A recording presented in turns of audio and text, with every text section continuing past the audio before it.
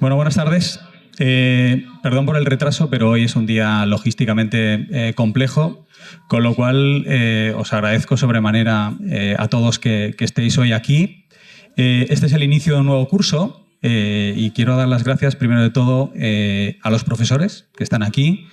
Es complejo para ellos en su agenda diaria el poder desplazarse hoy aquí, así que les agradezco que el compromiso que tienen durante todo el curso y el que van a tener a partir de ahora y el hecho de que hoy estén aquí con nosotros.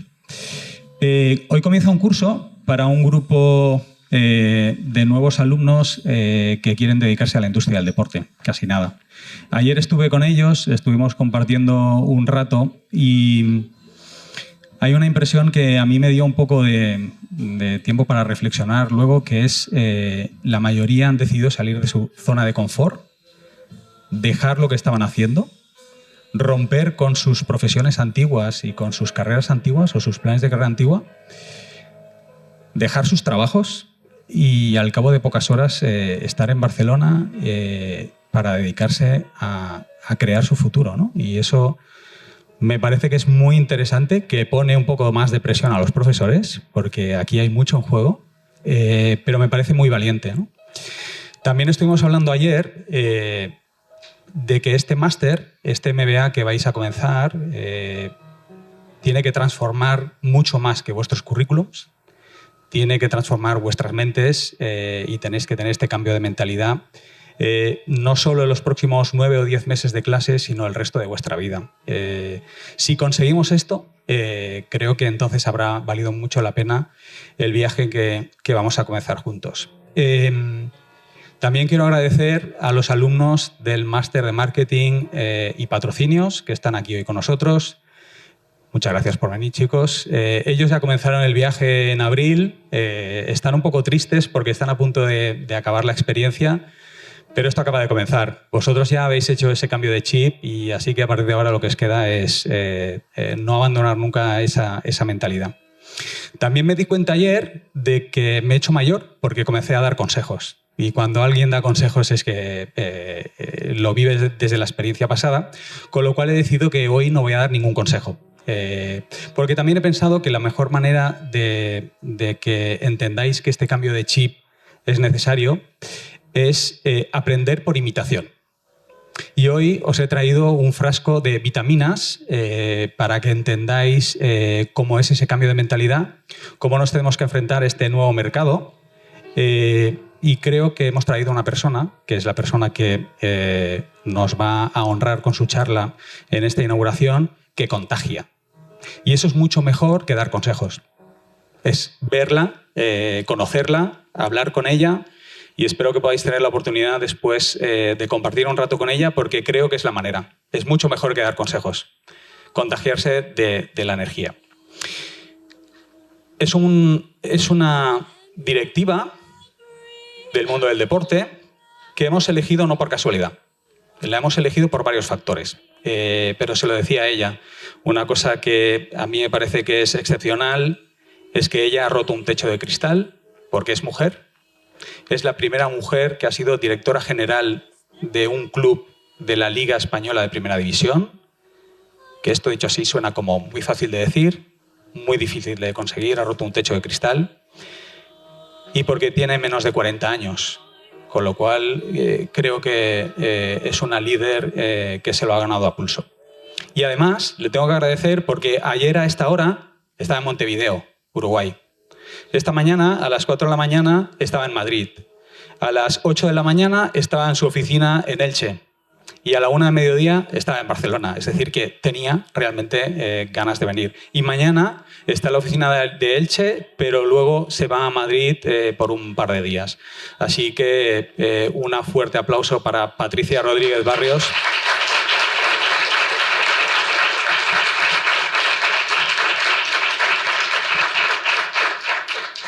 Bueno, muchísimas gracias por la presentación y por la invitación. La verdad es que me hacía, como ha dicho Francesc, me hacía muchísima ilusión venir, porque además de que me encanta estar involucrada en temas relacionados con la formación, no solo por poder compartir lo que yo he vivido, sino porque muchas veces esa reflexión y ese momento de pensar te ayudan a ti también a mejorar, a crecer.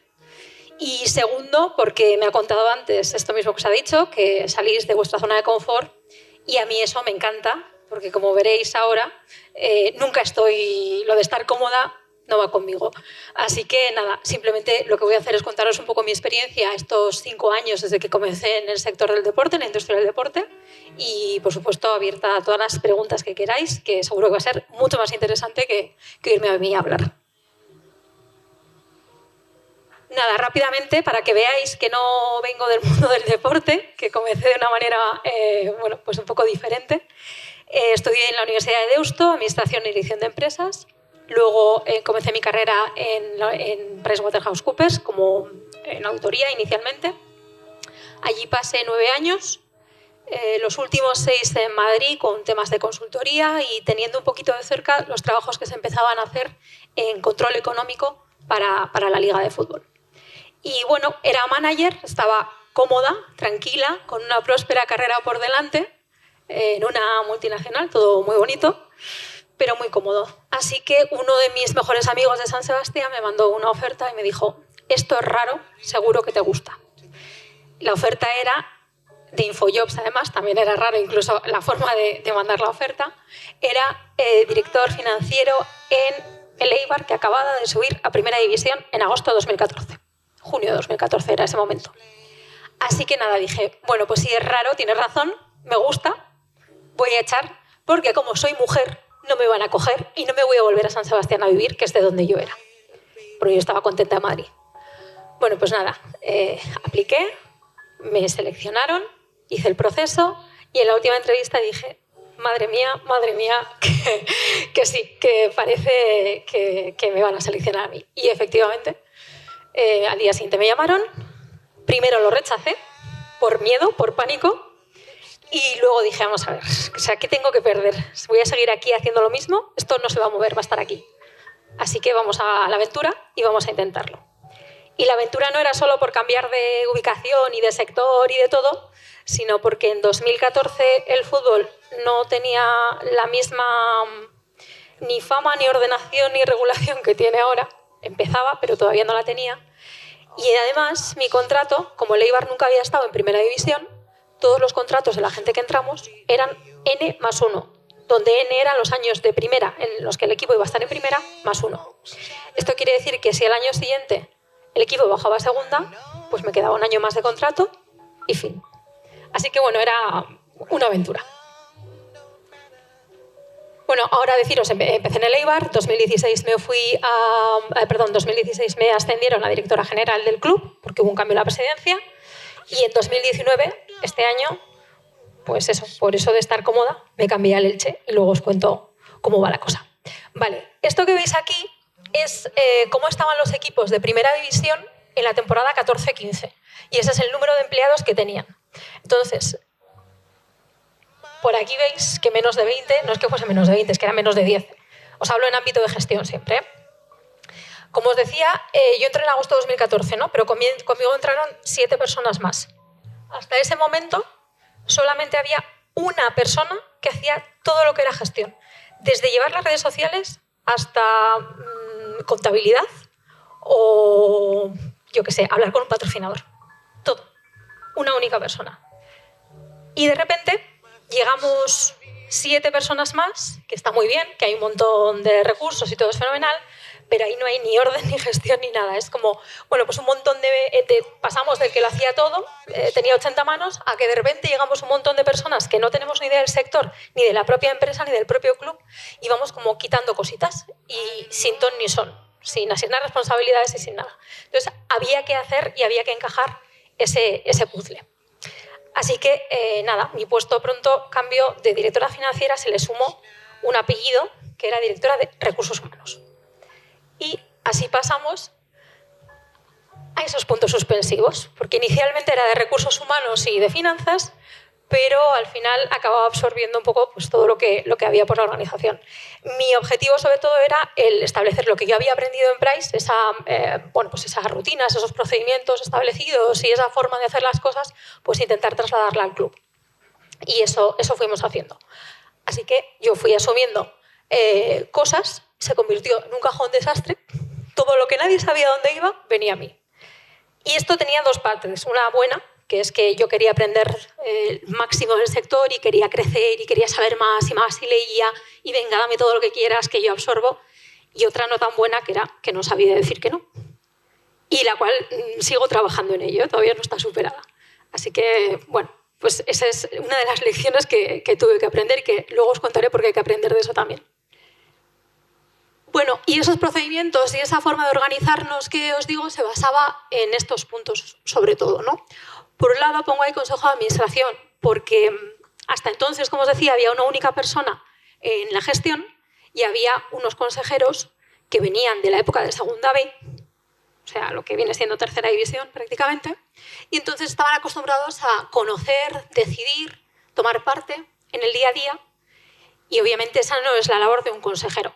En ningún consejo de administración se está decidiendo el precio del producto que se va a sacar cada semana. Bueno, pues ellos tomaban parte y querían saber. En el pueblo, cuando la gente les preguntaba, querían estar al día. Entonces, les costó muchísimo ese paso, esa transformación de simplemente conocer las grandes decisiones, estar al tanto del plan estratégico, estar al tanto de los grandes números y no tener esa información del día a día.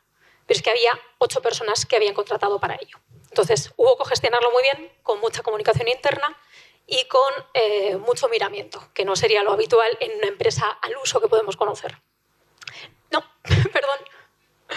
Vale, además fuimos repartiendo funciones, asignando responsabilidades, qué hacía cada cual, cómo, flujos de trabajo y que al final pudiésemos estar todos de una manera organizada.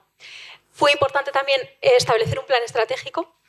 Sabíamos que estábamos en primera, era maravilloso y fantástico, pero había que ver a dónde queríamos llegar, hasta dónde queríamos crecer. Y para eso teníamos que establecer un camino, unos objetivos y esa meta final a la que queríamos llegar. Y en todo eso fue muy importante la alineación del área deportiva y el área de gestión. Que cada uno tirásemos de nuestra parcela, como quien dice. Yo en ese momento era directora financiera, entonces yo no quería gastar en jugadores. El área deportiva quería gastar más, entonces cada uno tiraba, pero con una tensión en la que ambas partes teníamos muy claro que el objetivo final era lo mejor para el club. Entonces, era una tensión positiva. Y para mí lo más importante, que además lo vais a ver, eso sí, en la siguiente diapositiva, que es el sentimiento de pertenencia. Esta foto que veis aquí yo creo que son 11:30 o 12 de la noche. Y es tras la primera junta de accionistas que hacemos en noviembre de 2014, en la cual, bueno, no sé si estáis al tanto, pero el Eibar, para jugar en primera división, a pesar de conseguir el acceso deportivo, tuvo que llevar a cabo una ampliación de capital con un mínimo de cantidad para poder cumplir el requisito que le ponía el gobierno. Así que, para hacer esa ampliación de capital, lo que se hizo es una campaña de crowdfunding en la cual se consiguieron más de 10.000 accionistas en 69 países distintos. Entonces, es fantástico, nos ha venido fenomenal después, pero de cara a organizar una junta de accionistas en la que no tienes la web corporativa aprobada, os podéis imaginar cómo fue mandar información a China, a direcciones en China. Bueno, y que esa junta saliese bien, ¿no? Entonces, fue muchísimo trabajo, pero todos nos involucramos, o sea, ahí hay área deportiva, área de gestión, estábamos todos y felices porque había salido bien, el resultado había sido bueno y habíamos puesto lo mejor de cada uno de nosotros. Y esa fue una de las claves.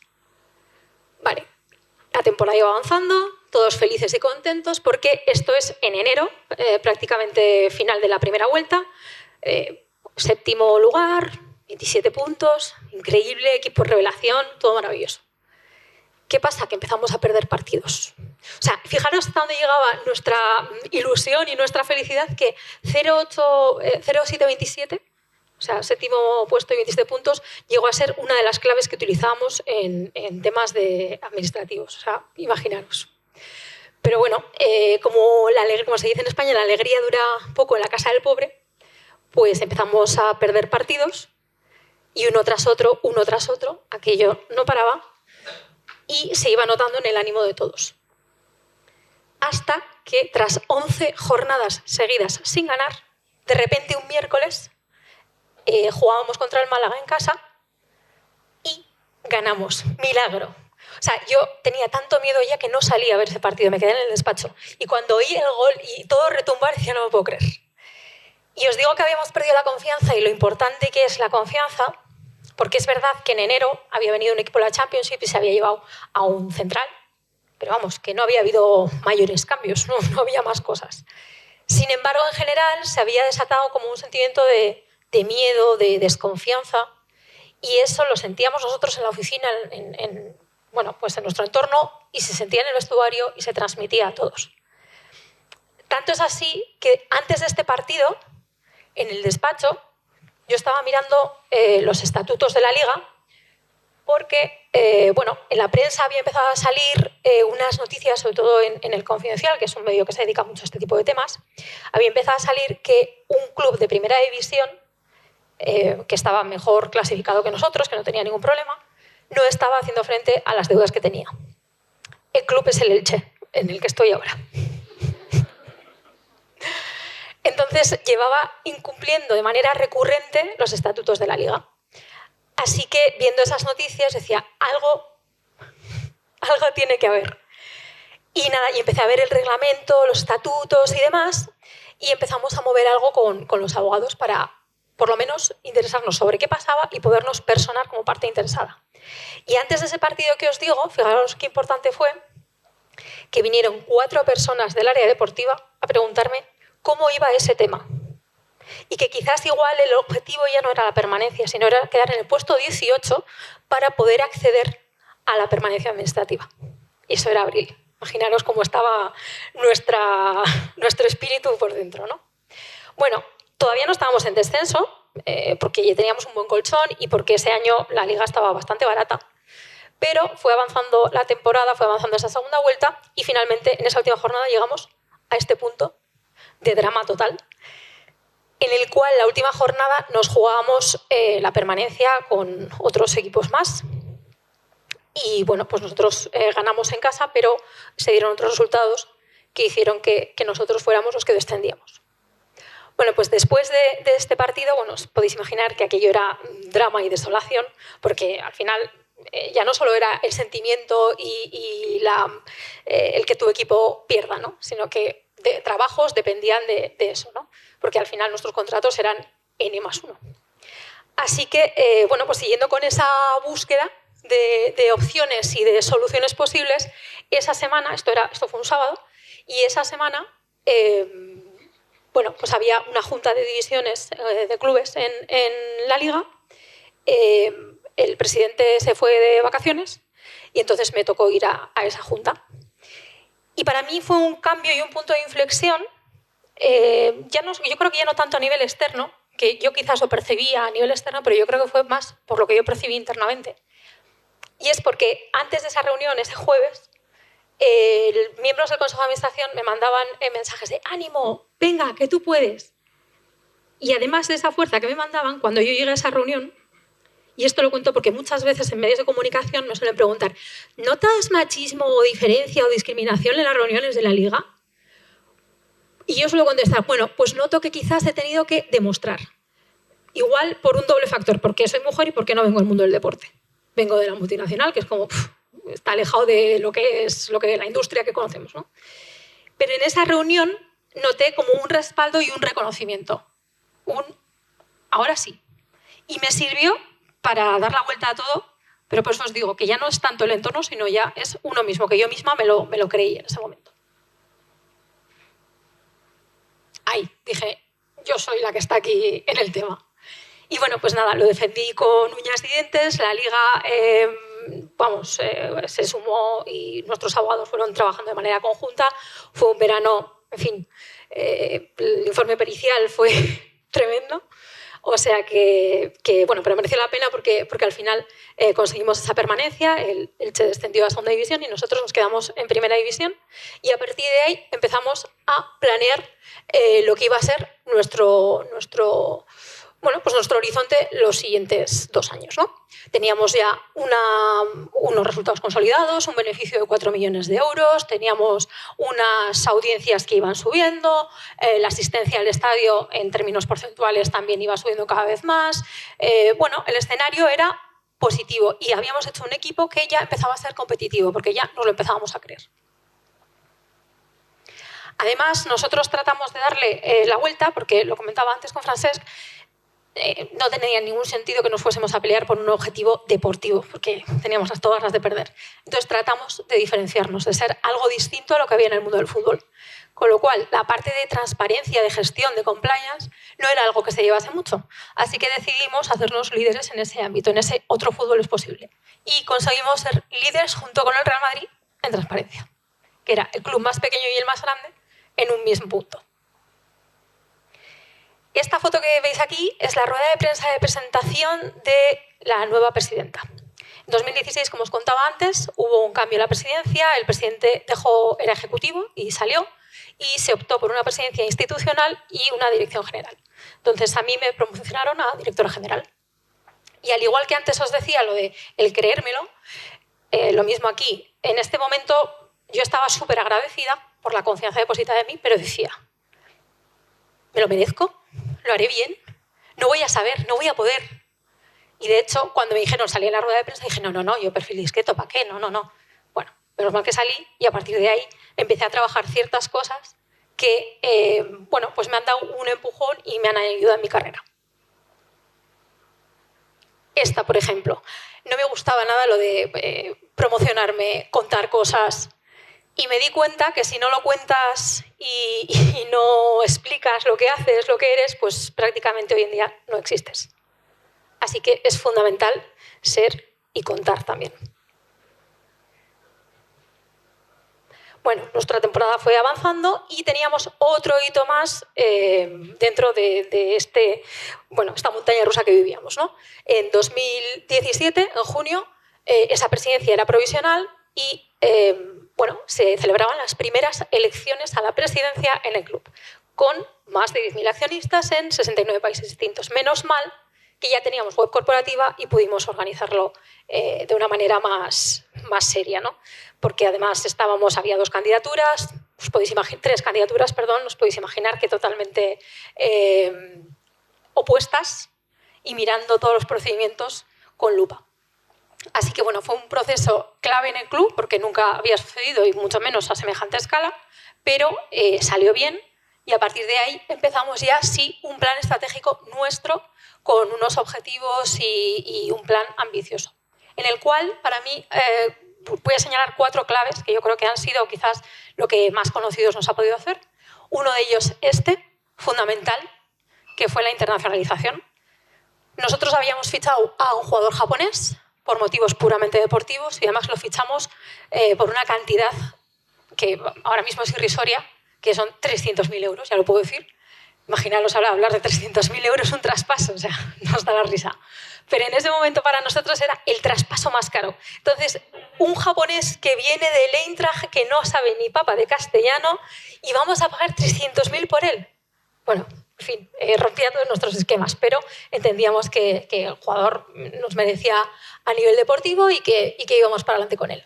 Bueno, pues nada, una fantástica inversión en todos los aspectos, porque deportivamente para el entrenador era indiscutible absolutamente y para nosotros a nivel de marca, mediático, internacional, fue un filón. Y además él se prestaba mucho, o sea, no ponía ningún problema y a todos nos decía que sí. Así que empezamos con un plan de internacionalización enfocado en Japón porque entendíamos que teníamos algo que decir allí. Era el jugador japonés con más minutos en la mejor liga del mundo y era nuestro. Así que vamos a aprovechar esto. Y lo aprovechamos de tal manera que de repente nos llama la Casa del Rey de España, nos dice que el rey va en visita, yo creo que acaban de proclamarlo, y nos dice que como una de sus primeras visitas le ha invitado el emperador de Japón en visita institucional y que lo van a acompañar una serie de personalidades japonesas residentes en España y han elegido a Inui. Claro, esto era en abril, plena temporada, y Eibar es republicana, por cierto. Entonces, os podéis imaginar que a nadie le hacía ninguna gracia. Así que decidí hablar con el entrenador por un lado, con el director deportivo por otro y con el consejero del área deportiva por otro. A los 3 les dije que a los otros no les parecía mal. Claro, no les había preguntado cómo les iba a parecer bien. Entonces dijeron, bueno, pues si no les parece mal, total, que cuando se juntaron los tres, en fin. Pero bueno, ya estaba hecho. Ya mandábamos al jugador por zona amarilla, faltó un par de partidos y teníamos a Inui en Japón con toda la corte real. Le acompañamos el community manager nuestro, el fotógrafo nuestro y yo. Y nada, estuvimos 2-3 días allí con un montón de gente que después nos vino fenomenal. Porque ahí estaba desde Mitsubishi a Gestamp al embajador de Japón en España. Entonces fuimos gestando una relación en la cual el embajador en ese momento me prometió que vendría a un partido a Ipurúa la temporada siguiente. Y la temporada siguiente hicimos en septiembre un partido Eibar-Leganés un viernes, montamos una jornada empresarial alrededor en la cual invitamos al gobierno vasco y a las empresas vascas que trabajaban con Japón. Y vino el embajador con su mujer y pasó además un fin de semana después de pinchos por San Sebastián con nosotros. De hecho, el embajador se ha convertido ya en amigo, se va de España esta semana que viene y mañana pasaré a despedirme de él. O sea, a esto ha llegado ya la relación con el embajador. Pero ese fue el primero de mis viajes a Japón y luego hubo como 2-3 más, que uno de ellos ya el definitivo terminó siendo un patrocinio de la marca antes conocida Hitachi, ahora Ikoki, en la manga del equipo. Otra de las claves, bueno, pues yo creo que si alguno de vosotros ha intentado contactar con algún club, habrá visto que fácil no es. Que si mandas un currículum o mandas algo a alguien, es muy raro que te respondan. Entonces nosotros intentamos ser distintos y bueno, pues ese tamaño pequeño que teníamos nos diese agilidad para contestar, para hacer cosas más rápido que los demás. Además, lo hablamos también en la comida, que hay veces que cuanto más grande es el club, más flujos y más intermediaciones tiene. Entonces, el hecho de ser pequeños pues nos daba esa agilidad y también nos daba esa frescura. No había tanto problema en que nos equivocásemos o en que hiciésemos cosas no muy normales, como por ejemplo esta. Six Dreams, no sé si la habéis visto. Bueno, serie de Amazon Prime, en la cual se basaba en 6 personajes de la liga para hacer, bueno, eran 6 capítulos y bueno, pasaban en su vida más allá del terreno de juego durante una temporada. Lo excepcional en este caso, porque había otros personajes, había jugadores del Atlético Madrid, estaba entrenador del Sevilla, director deportivo del Girona y alguno me dejo por ahí. Y nuestra presidenta. Lo excepcional era que nosotros les dábamos entrada, bueno, pues a reuniones del Consejo de Administración, a nuestro día a día. Eran prácticamente el señor de la cámara y el señor del micro, eran como 2 más. Y ya ellos mismos nos dijeron, lo vais a ver, nos vais a ver tan naturales que no os vais a dar cuenta que estamos aquí y luego os arrepentiréis. Correcto. Pero bueno, eso al final hizo que la gente se acercase mucho más a nosotros y que ahora haya gente que me diga, ay, te conozco por Six Dreams. Y dices, o sea, me da igual que me conozcas, lo que me importa es que llegaste a conocer el equipo. O sea, que un equipo de ese tamaño, de una localidad de menos de 30.000 habitantes, rodeado de 5 equipazos con muchísima historia, sea conocido más allá de España. Eso era lo importante. Entonces, este fue una de las cosas que rompimos, ¿no? El acercarnos, el ser más modernos. Otra cosa que la vemos muy normal, pero en el fútbol pues no lo es. Y bueno, pues decidimos hacer cosas que no hacen otros equipos, como por ejemplo ponernos el brazalete arcoíris y defender causas que entendemos que están en nuestra sociedad, que hay que apoyar porque somos parte de la sociedad, no estamos al margen.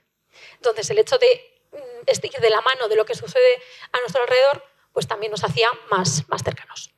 Y el último, que es todo el tema relacionado con la mujer, no solo fútbol femenino, que por supuesto le dimos un empujón, porque pasaban cosas como que, por ejemplo, que a mí me llamó muchísimo la atención, y a ellos les llamaba que a mí me llamase la atención, que cuando se planteó abrir el estadio, abrir Ipurúa para un partido de las chicas, daban por hecho que el vestuario del primer equipo no se abría, porque era un sitio sagrado.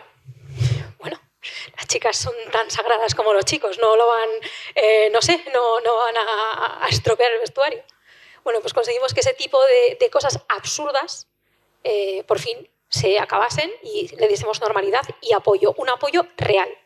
No decir quiero que el equipo suba, pero no gasto un duro, porque así es imposible que suba. Y además a mí me ayudó mucho este tema porque cuando algunos jugadores se venían arriba, hacer campañas con las chicas les aterrizaba muy fácilmente. Por una cosa súper simple, la hora en la que se hacía el evento o la campaña. Ellos decían, no, pero vamos a hacerlo por la mañana. Es que tu compañera por la mañana trabaja. Así que tienes que venir por la tarde. Y automáticamente aterrizaban y decían, vale, ahí no había problema. Se daban cuenta de la suerte que ellos tenían y ellas no. Y además eso hizo pues que se fuesen creando más nexos e incluso viniesen ya a apoyar partidos que ya tocaba. ¿Y esto es fruto del azar? Pues no. Es producto de muchísimo trabajo. Y bueno, si analizo ahora cuáles han sido las claves, cuáles han sido los factores más que me han enseñado, de los que yo he aprendido, yo creo que serían resumidos a grandes rasgos estos. Y os explico. Ahora he aprendido que hay que parar y pensar, porque es cierto que durante esos 5 años fuimos... En fin, no os puedo contar, o sea, era un no parar y hacer más. Y muchas veces, primero que no es bueno para uno mismo, ni para la salud de cada cual, ni para el entorno, porque al final no llegas a todo. Entonces, parar y pensar y priorizar es fundamental. ¿No? Atrás. El origen, el saber siempre de dónde vienes, qué eres, o sea, tener muy claro y muy los pies en la tierra, o sea, no venirte a más ni creerte nada que no eres. Los históricos vinculados, en este caso lo hablo por el club, por la gente que siempre ha estado, pero lo puedo hablar también por las personas, ¿no? O sea, que el entorno... Porque esto que os pongo aquí lo pongo del club, pero luego veréis que lo asimilo también a nosotros, a la persona, a mí misma, ¿no? Que es lo que yo he aprendido estos 5 años. Esos históricos vinculados, esa gente que tienes alrededor, ese colchón que aguanta cuando hay caídas y cuando hay momentos duros, pues lo mismo con los históricos vinculados. Definir objetivos, un plan estratégico, no ir como pollos sin cabeza, sino con saber dónde quieres ir y marcar el camino para llegar a eso. Aprender de los mejores. Podemos llamarle benchmark o copiar, me da igual. Pero no soy el Real Madrid, no soy el Barça, no tengo recursos para empezar a innovar y a tener a gente pensando campañas fantásticas, con lo cual voy a ver qué hacen alrededor, me voy a informar y voy a leer mucho y me lo voy a meter en una coctelera, voy a agitar y lo voy a adaptar a mí.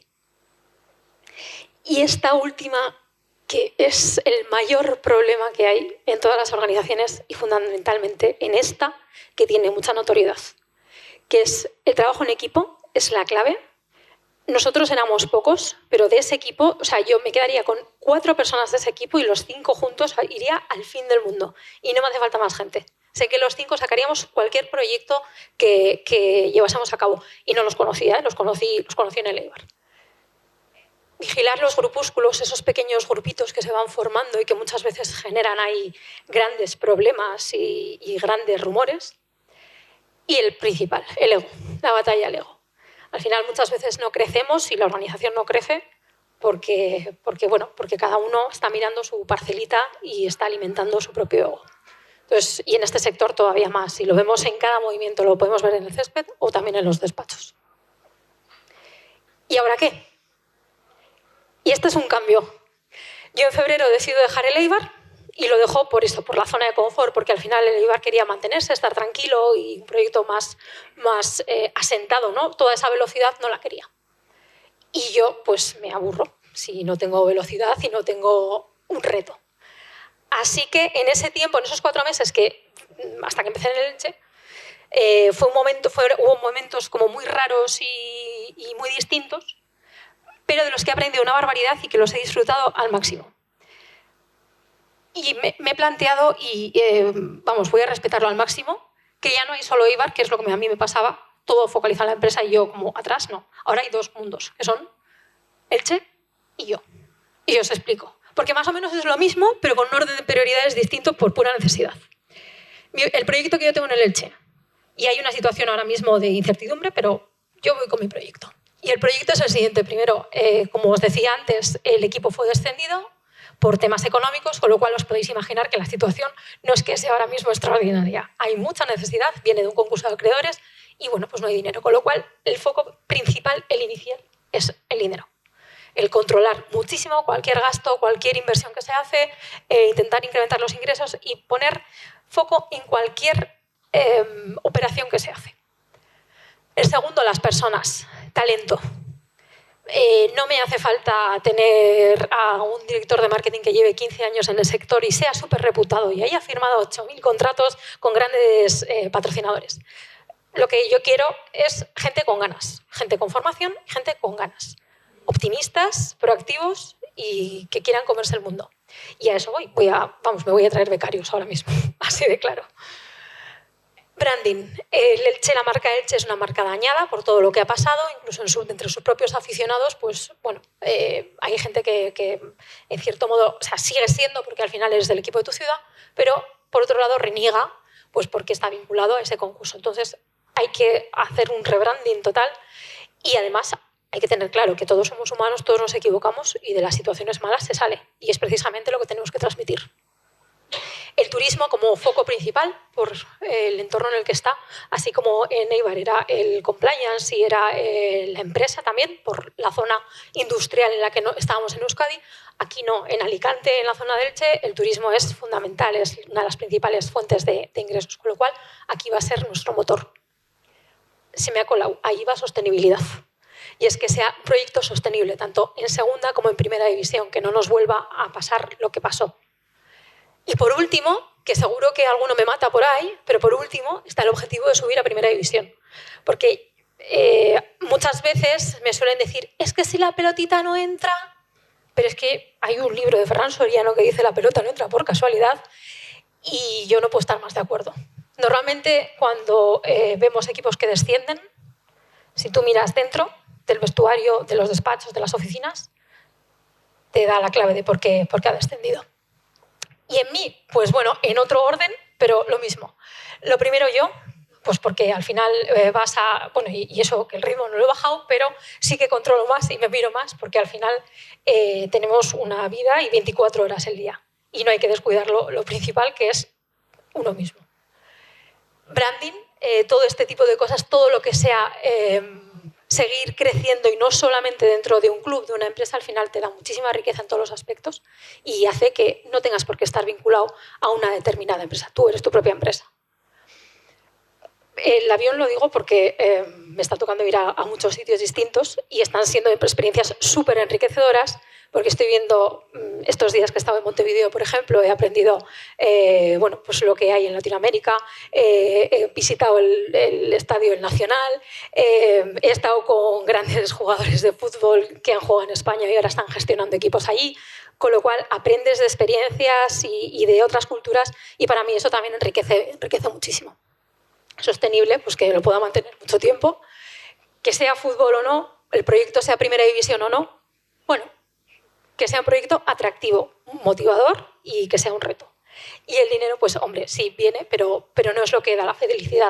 Y este sector, como conclusión, y no quiero desanimaros, pero vosotros veis la parte bonita, quizás esos 90 minutos de alegría o esas grandes reuniones y encuentros con grandes personalidades y jugadores, pero detrás es un sector duro, muy duro, 24 horas, 7 días.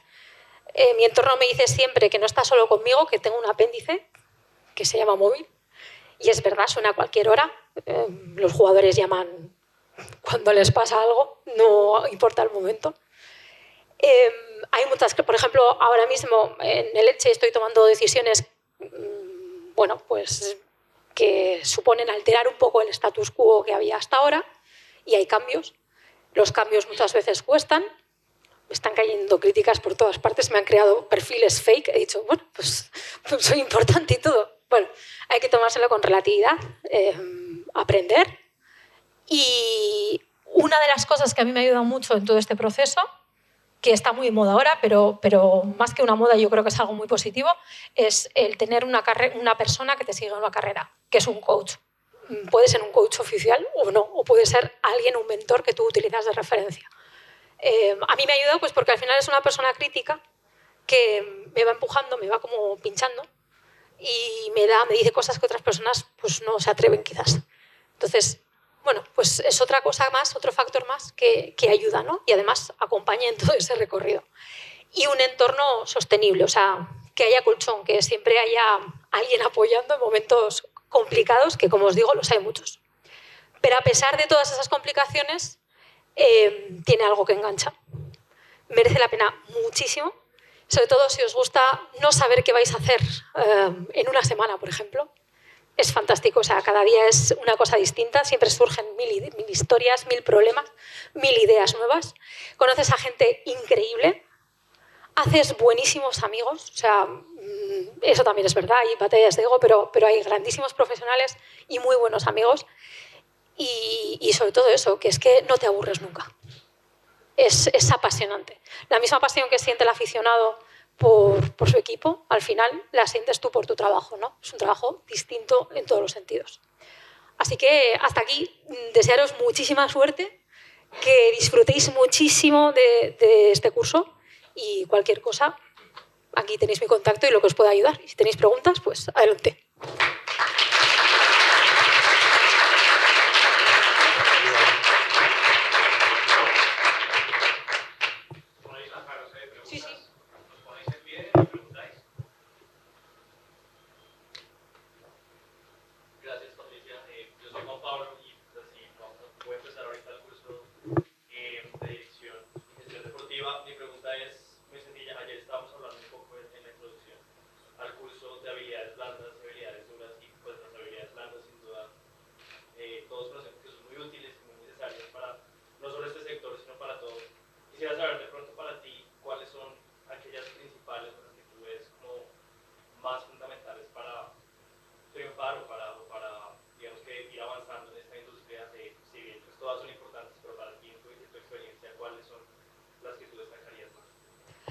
A mí me parece fundamental la proactividad y la inquietud, el tener hambre y optimismo. O sea, el decir, venga, no se puede, porque muchas veces te van a decir, no, es que la Junta no deja, es que siempre se ha hecho así, es que no, es que el aficionado se va a enfadar. Ya, bueno, es que entonces no vamos a cambiar jamás nada y no vamos a crecer, para eso nos quedamos como hace 20 años. Entonces, para mí, ese querer hacer cosas de manera distinta e insistir y ser proactivo y optimista, porque te van a decir no 1000 veces y te van a dar palos, tanto para conseguir un trabajo como para luego desarrollarlo dentro, me parece fundamental. La formación se adquiere, todo lees y ya está. Y las competencias se entrenan. Pero la actitud es muy, muy importante para mí. Y yo la valoro muchísimo en mis equipos, en el de venga, va, vamos a poder. Y entre todos nos juntamos y venga. Quizás el liderazgo también es importante. No, hay mucho problema también en este sector, el ejercer la jefatura. Bueno, hay una pirámide y toca seguir. Y se diferencia muchísimo cómo trabajan los equipos con un jefe a con un líder, que al final creen en ello, creen en el proyecto y creen en la persona.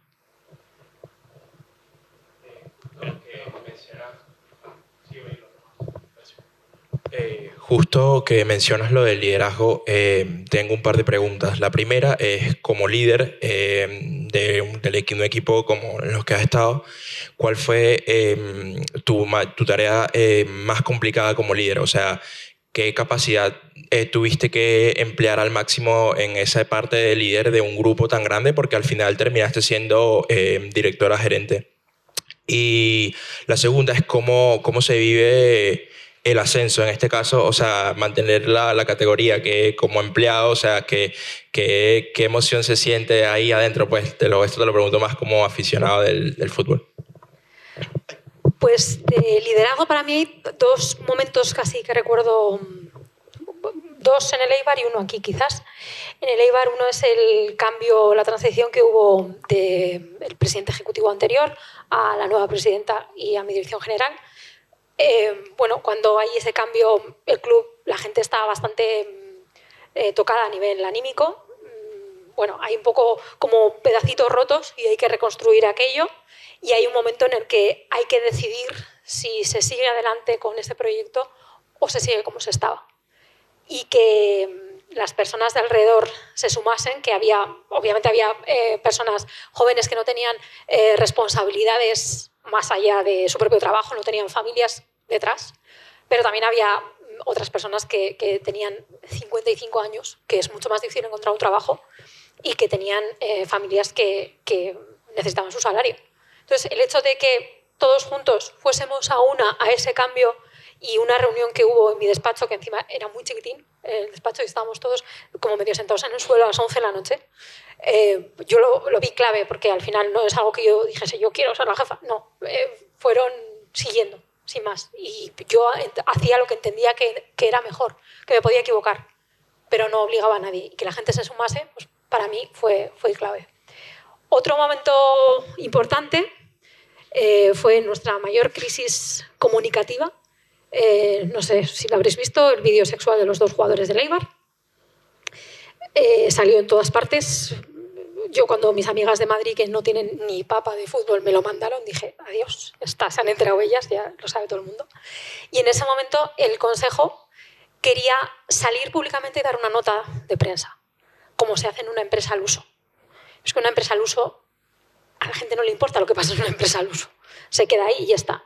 Si nosotros sacábamos una nota en ese momento, se iba a analizar cada coma, cada punto que pusiésemos, y todo iba a estar mal. A nadie iba a contentar. A unos por una cosa, a otros por otra. Entonces, hicimos una reunión de urgencia. El vídeo se hizo medio público un miércoles por la tarde-noche. El jueves fuimos todos más o menos normal, y el viernes era festivo en Euskadi. Y hicimos una reunión de urgencia, y en esa reunión de urgencia yo insistí, no, por favor, no hay que sacar. Y finalmente hicieron caso, in extremis, el Consejo. O sea, no he respirado tanto en mi vida, porque sabía que cualquier cosa que dijésemos nos iba a volver como un globo sonda y nos iba a explotar en la cara. De hecho, cuando salimos de esa reunión teníamos 2 furgonetas de Telecinco, un canal más sensacionalista no puedo haber, esperando para buscar el morbo. Entonces, bueno, al final las redes sociales y el día, ahora mismo, la comunicación del siglo XXI tiene eso, que es exponencial en el momento que resulta, pero también se apaga igual de fácil. Entonces duró como una semana aproximadamente y ya está. Y además, independientemente de lo que pensase cada uno, que eso queda para el ámbito privado, al igual que lo que había sucedido, que era en el ámbito privado. Esas fueron las 2 claves. Y una tercera, que esta actualmente ha sido en el Elche, ha sido afrontando el mercado de verano. Bueno, la tendencia es hacer las cosas de una determinada manera, con la que yo no estoy de acuerdo y nunca lo voy a estar. Y como prevalecía sobre todo mi reputación, mi responsabilidad, porque firmaba yo, y mi prestigio, yo no me la voy a jugar. Y yo voy a hacer las cosas como manda la norma. No sé si será mejor o peor, pero como manda la norma. Porque si no, lo voy a sufrir toda la vida. Y ahí en ese momento fue un golpe en la mesa y cerramos el mercado normal, bien, como debe hacerse.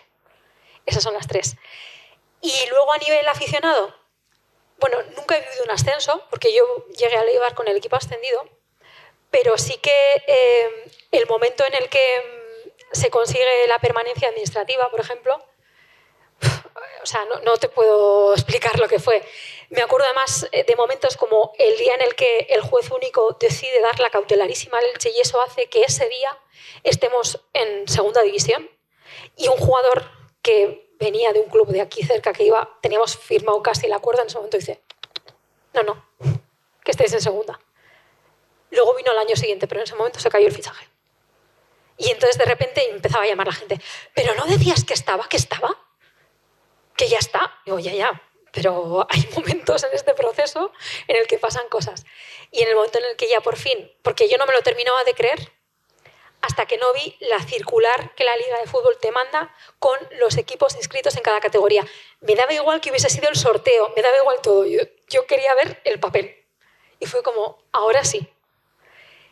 Y luego hay momentos en los que vives, pues por ejemplo, el conseguir Ikoki de patrocinador.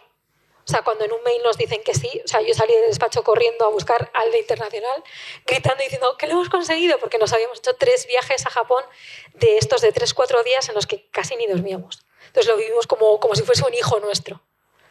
Entonces, cada cosa la vives, pues si como aficionado lo vives, imagínate desde dentro. Vale, muchas gracias y mucho éxito en esta nueva etapa. Gracias. Hola, mucho gusto, Mario. Me pareció muy interesante la anécdota que nos contaste del fútbol femenino al fútbol masculino. ¿Cómo rompes esos paradigmas? Y mi pregunta va hacia, en base a la gestión y en base al desarrollo de los objetivos.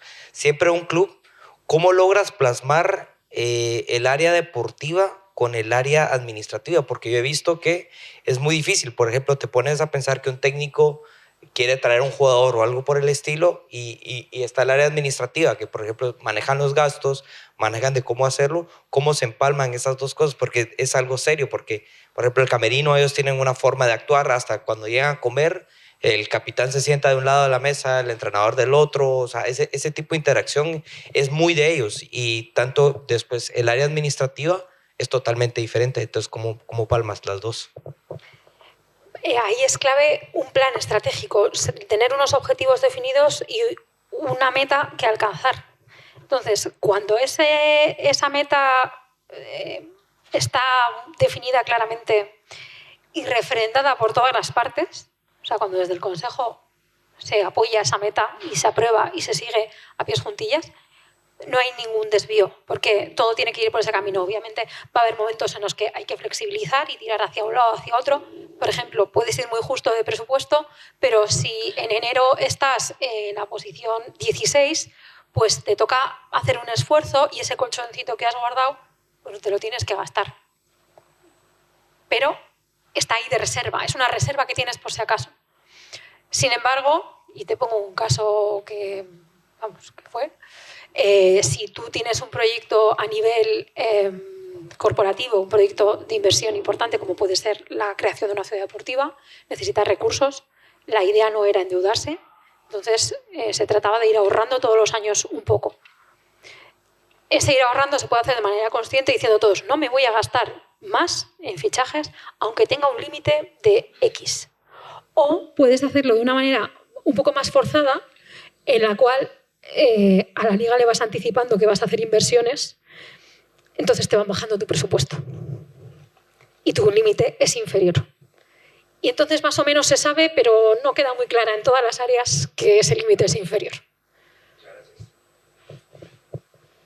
Hola Patricia, ¿cómo estás? Un gusto, Diana. Primero que todo, felicitarte por tu trayectoria y agradecida totalmente de que estés aquí frente a nosotros. Mi pregunta es un poco más personal. Obviamente como mujer, no me imagino estar en tus zapatos, todo un orgullo. Y algo que me quedó mucho de tu presentación, que decías que había una parte muy importante que es aprender a decir que no. Y que no solamente eso, sino que eres una persona que se ve que tiene que sale mucho de su zona de confort y que muchas veces no sabe parar y que eso te ha costado mucho personalmente, lo cual me hace identificarme mucho con lo que pues estás comentando.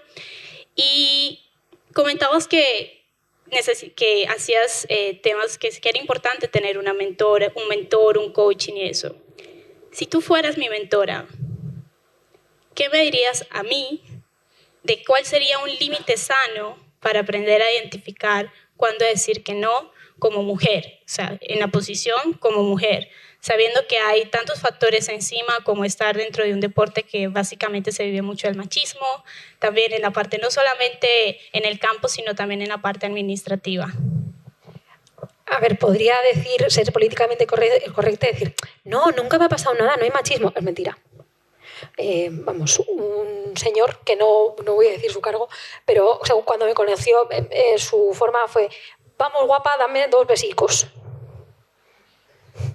Y es un señor bastante importante. No es Tebas, en absoluto. Ahí sí que no puedo decir nada, que es todo lo contrario, vamos. Y a mí me ha ayudado mucho, de hecho.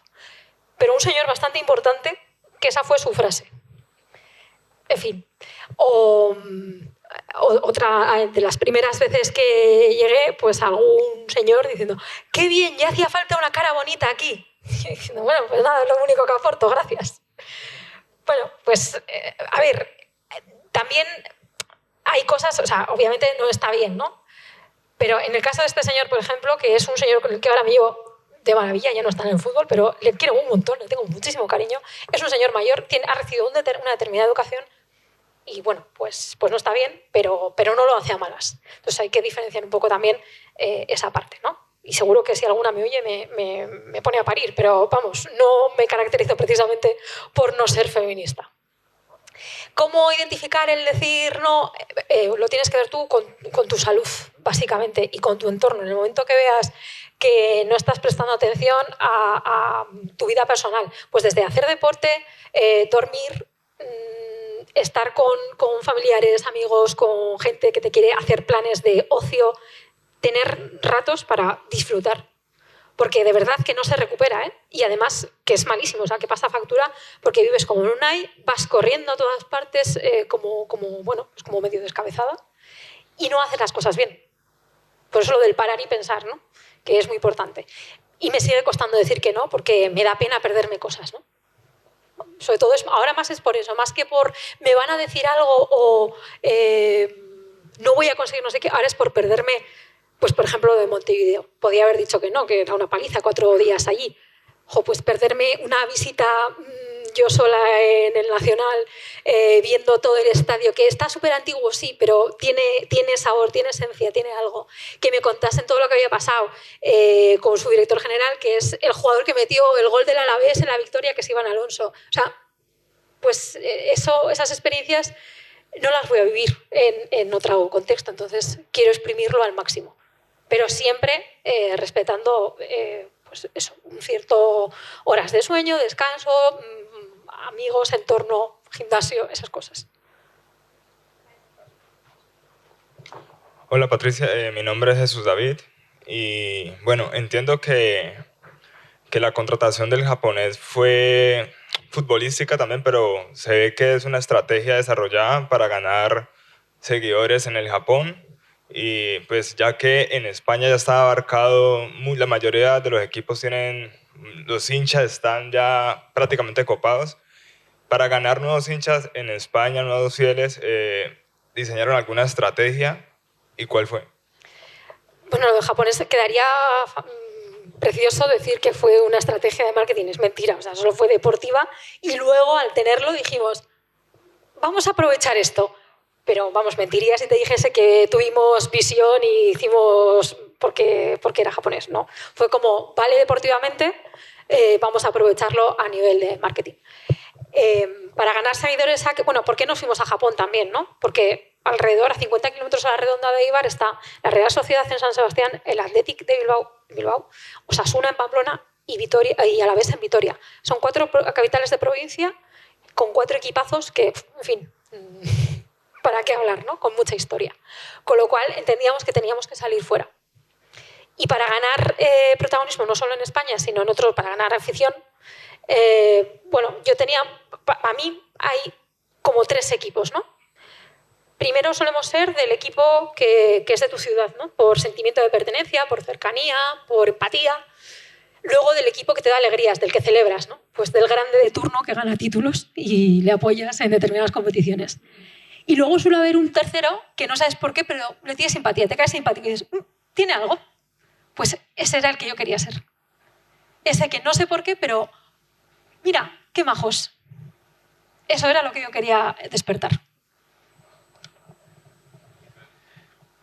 Saludos, Patricia. Un placer tenerte aquí. Y bueno, realmente quisiera realizarte un montón de preguntas. Escogí 3 que quiero realizarte. Que ya son bastantes, ¿no?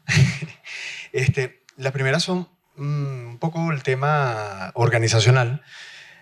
Hace un momento hablaba sobre lo piramidal que es el fútbol, las estructuras de fútbol en este momento. Sin embargo, las organizaciones cada vez migran más a modelos un poco más horizontales y es visible que es lo que se va a desarrollar en el mundo empresarial. ¿Sientes que va a llegar al fútbol ese tipo de estructura?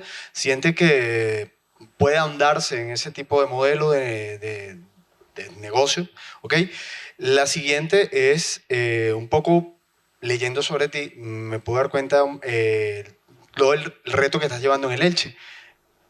Vi que estás incluso trabajando un poco el tema de estructura, costos. Leí un poco sobre que hablabas sobre Football Analytics, un proyecto que tienes con la liga, y incluso el fútbol turístico. Un poco lo que tú hablabas allí. Quisiera que si podías andar un poco sobre eso, porque es como cambiar la estructura según lo que mi perspectiva, ¿no? Cambiar la estructura que existía en el Elche por algo completamente 180 grados diferente. ¿Ok? Y la última, no menos importante, es como institución y quizás como figura, ¿cuáles son ejemplos para ti? O sea, esa organización que quizás te sirva de referencia, que tú quieres decir, sabes, yo me quiero parecer a esta, que quizás no es la más grande, ¿no? Quizás no es Barça, quizás no es Madrid, quizás es una de otro deporte, no sé, pero ¿cuál es esa organización a la cual quisieras parecerte? ¿Por qué? ¿Y qué figura? Una figura personal que tú sientes que te haya influido, que tú digas, sabes, esta persona desde la perspectiva de liderazgo me acerco a ella o quisiera ser como esa persona. Entonces, bueno, agradecido con la respuesta que puedas darme.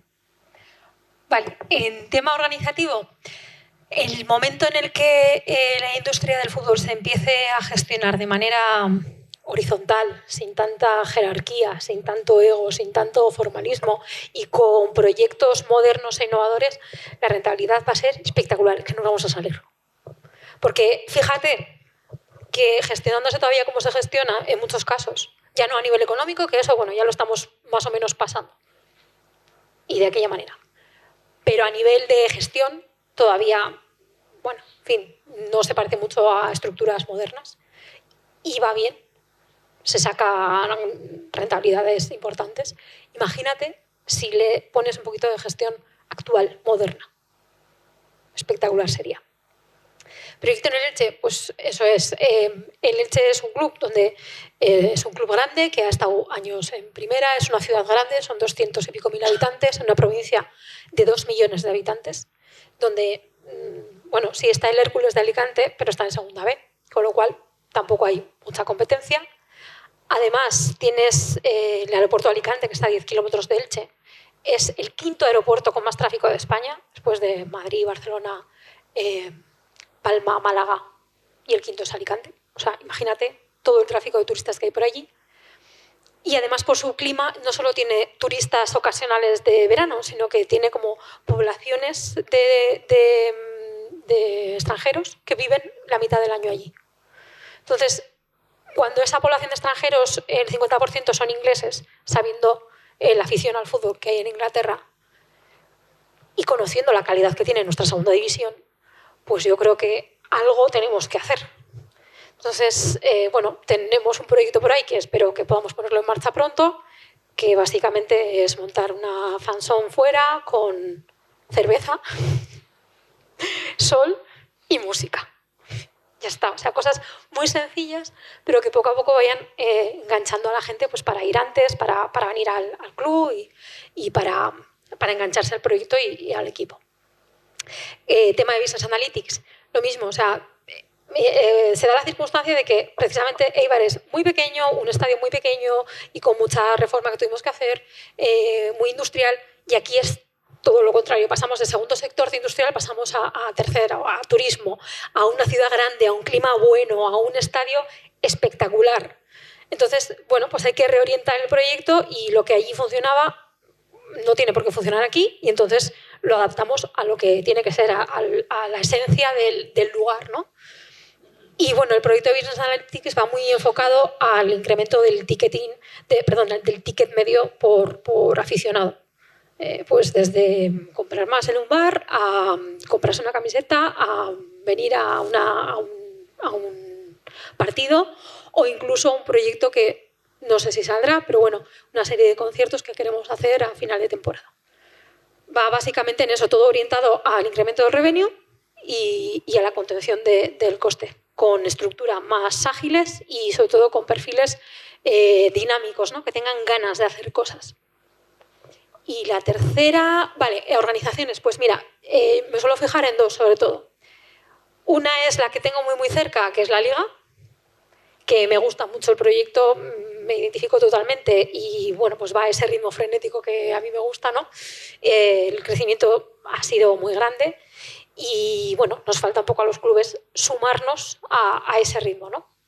Y luego a nivel de club, el City. Ya sé que hay mucho detractor, que el modelo de holding y de clubes hay mucha gente que no le gusta. A mí me encanta. Igual porque vengo de un entorno empresarial, pero me parece que está fenomenal y soy muy fan de todo el modelo City.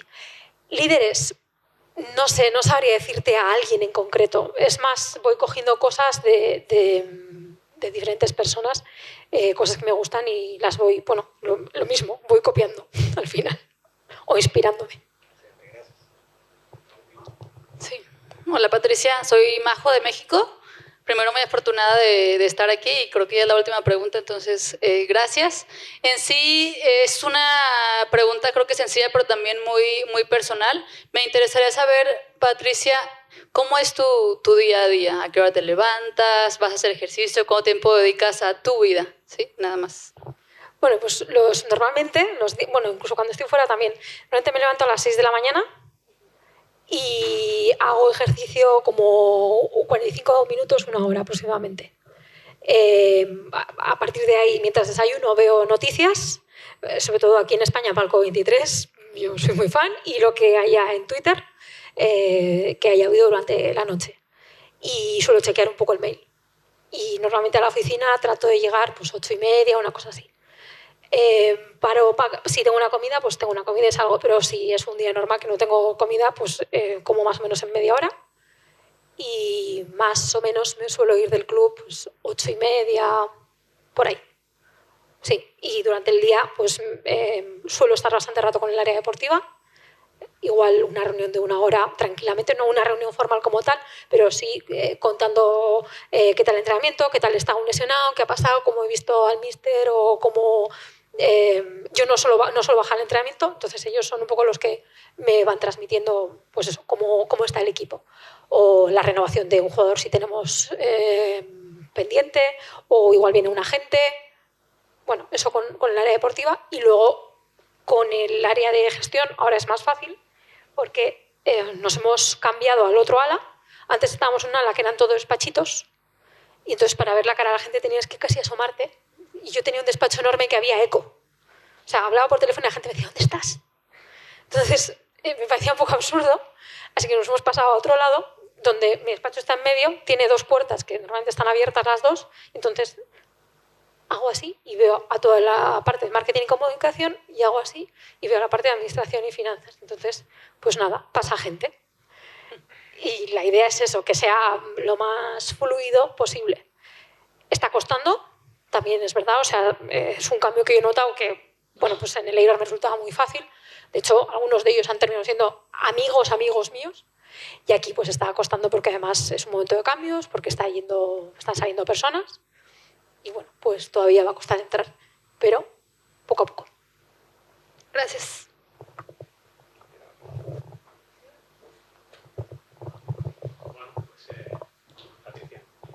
Solo me queda darte otra vez las gracias. Ya habéis visto, 5 años, en menos de 5 años, una transformación de una carrera fuera del ámbito del deporte a ser un referente, a romper techos de cristal y con 37 años una carrera que le queda por delante al ritmo que va, con lo que ha hecho en la última semana. Si continúas así, en un par de años vamos a ir a hablar de ella seguro muchísimo. Muchas gracias, Patricia. Un fuerte aplauso para ella.